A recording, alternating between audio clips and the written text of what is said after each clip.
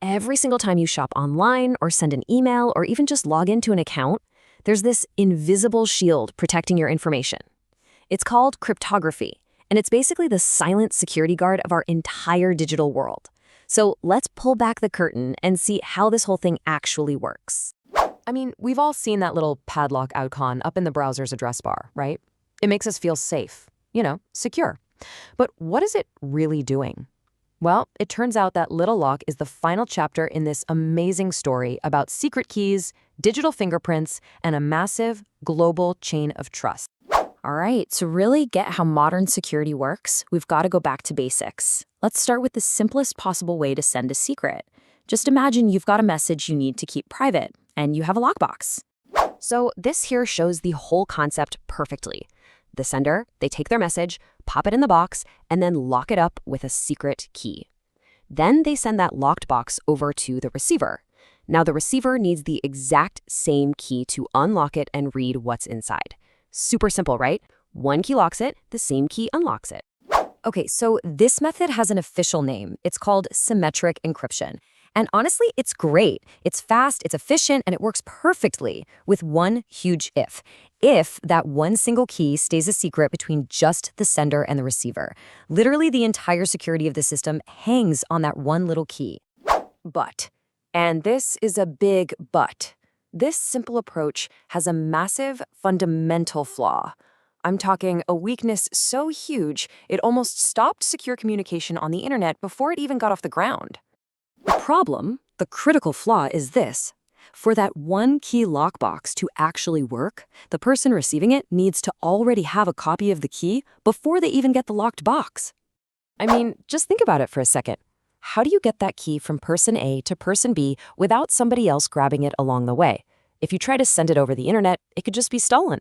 And here's the kicker. If you already had a secure way to send the key, will you just use that secure way to send the message in the first place? It's a classic catch-22.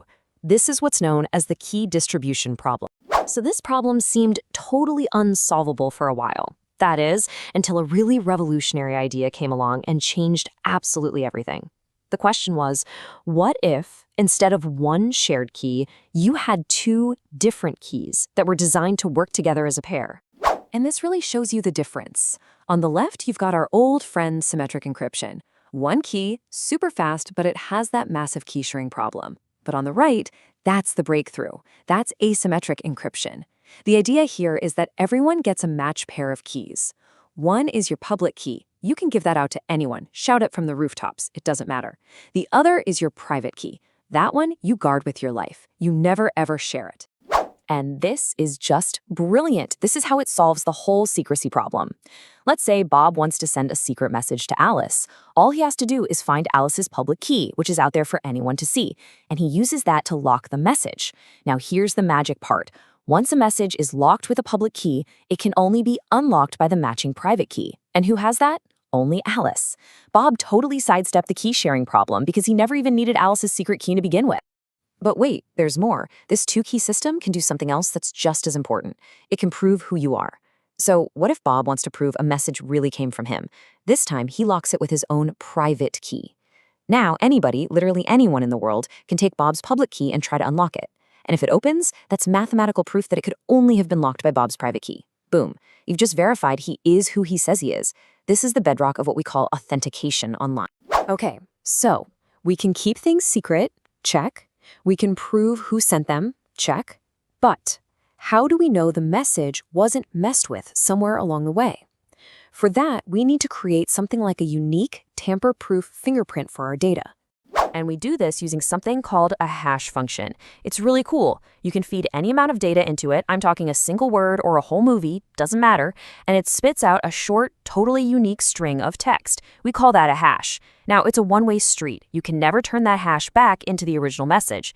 And get this, if you change even a single pixel, a single comma in the original data, the hash it produces is completely different. It's a perfect digital fingerprint.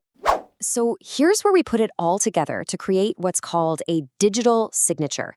Instead of encrypting the entire message, which can be kind of slow, you do something smarter. You just generate that unique fingerprint, the hash of the message. Then you take your private key and encrypt just that tiny little fingerprint. And that encrypted hash, That is your digital signature. It proves the message is from you, and it proves it hasn't been changed. Okay, so now we have all the pieces of the puzzle, right? We can lock messages, we can prove our identity, and we can make sure nothing's been tampered with. The big question is, how does the internet take all this and make it work for billions of people and billions of devices all at once? Well, it's all managed by this massive global system called the Public Key Infrastructure, or PKI for short. You can think of PKI as the whole framework, the rules, the organizations, the software that lets us trust that a public key we see online is the real deal. It's how we know that the public key for your bank's website actually belongs to your bank and not some scammer. And the cornerstone of this whole system is something called a certificate authority, or a CA. The best way to think of them is like the passport office for the internet. These are super trusted organizations. You take your public key to a CA, they do the work to verify your real-world identity, and then they use their own super secret private key to digitally sign your public key. What comes out is a digital certificate. It's basically a digital passport that vouches for you, proving your public key really is yours. Oh, and there's one last really clever trick. Remember how we said that two-key encryption is incredibly secure but kind of slow, and the one-key method is super fast? Well, modern systems just combine them. Your browser uses the slow, secure two-key method for just a moment, just long enough to securely agree on a brand new one-time use symmetric key with the website.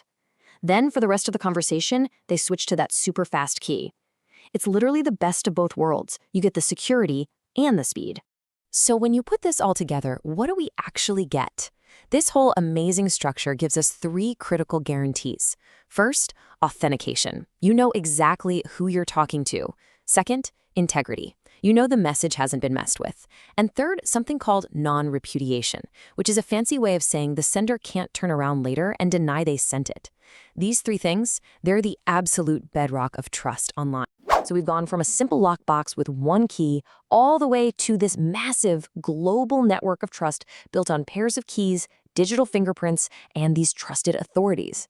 This is the invisible architecture that makes our entire digital world possible. And it really makes you wonder, doesn't it? It's an incredibly strong system for sure, but it's still a chain. And what happens to a chain if just one of those critical links breaks?